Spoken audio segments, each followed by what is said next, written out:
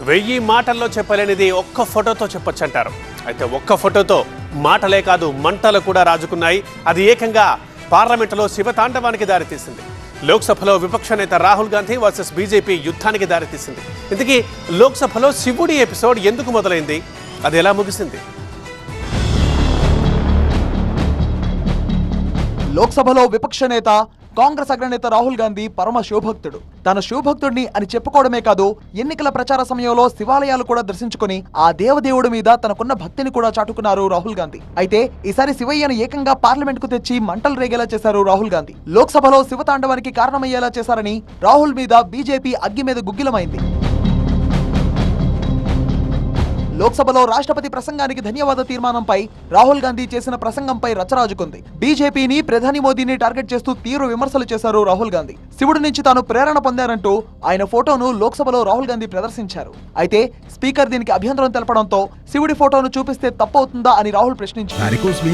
కేవలం 30 నిమిషాల్లో చికిత్స. కాల్ చేయండి 9989527715.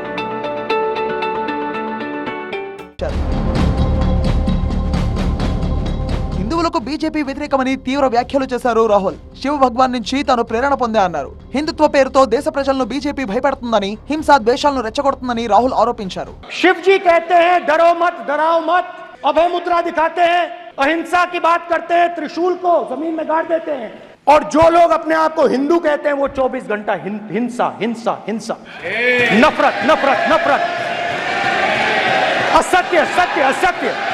आप हिंदू हो ही नहीं। हिंदू धर्म में साफ लिखा है सत्य के साथ खड़ा होना चाहिए। రాహుల్ గాంధీ వ్యాఖ్యలకు బీజేపీ సభ్యులు తీవ్ర అభ్యంతరం తెలిపారు. దీంతో సభలో తీవ్ర గందరగోళం చెలరేగింది.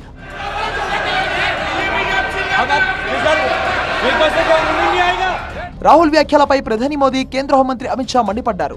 దేశ ప్రజలను ఎమర్జెన్సీ పేరుతో జైల్లో పెట్టిన చరిత్ర కాంగ్రెస్ పార్టీదన్నారు అమిత్ షా. సిక్కుల ఊచకోతను మర్చిపోయారా అని రాహుల్ ప్రశ్నించారు. దేశ ప్రజలకు, హిందువులకు రాహుల్ క్షమాపణ చెప్పాలని అమిత్ షా డిమాండ్ చేశారు. अभय की बात तो इनको करने का कोई अधिकार नहीं है। आपातकाल में पूरे देश को इन्होंने भयभीत करा है, लाखों लोगों को जेल में डाला कि श्री राहुल गांधी नेता प्रतिपक्ष पहला भाषण होने के बावजूद माफी मांगनी चाहिए, न केवल सदन, पूरे देश की माफी मांगनी। మొత్తానికి శివుడి ఎపిసోడ్ తో సభా సమరం నెక్స్ట్ లెవెల్ కు చేరింది.